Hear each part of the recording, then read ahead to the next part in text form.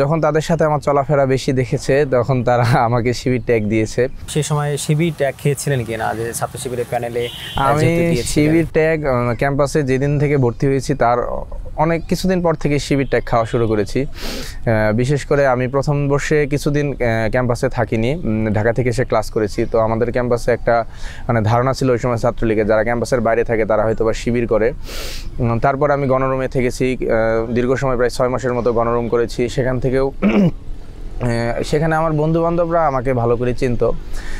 তার পরবর্তীতে ক্যাম্পাসে বিভিন্ন অ্যাক্টিভিজমের সাথে যখন জড়িয়ে পড়ি, ডানপন্থী কথাবার্তা বলা শুরু করি, তখন আমাকে অনেকেই শিবির সন্দেহ করা শুরু করেছে। এবং আমার অনেক বন্ধুবান্ধব ছিল যাদেরকে আমি চিনতাম না তারা শিবির, হয়তো বা 5 আগস্ট পরবর্তী সময়ে যখন আত্মপ্রকাশ করেছে জানতে পেরেছি তারা শিবির।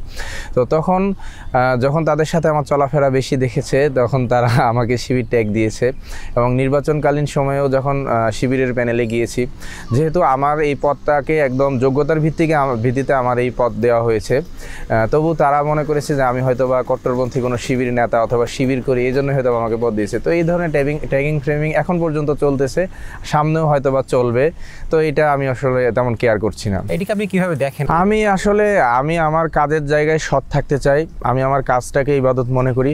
এখন আমাকে যে যা খুশি বলুক, ট্যাগিং দিয়ে ফ্রেমিং করুক, আমার কাজটাকে আমি ভালোভাবে করতে চাই এবং এটাকে আমি গায়ে মাখাই না তেমন একটা। এবং আমি মনে করি এটা আমার জন্য আরও একটা পজিটিভ দিয়েছে, কারণ হচ্ছে যে এটা আমাকে আরও শিক্ষার্থী মহলে বেশি পরিচিত করে। তারা যখন আমাকে নিয়ে ট্যাগিং ফ্রেমিং করে সেটা আমার প্রচারণায় উল্টো হয়ে যাচ্ছে।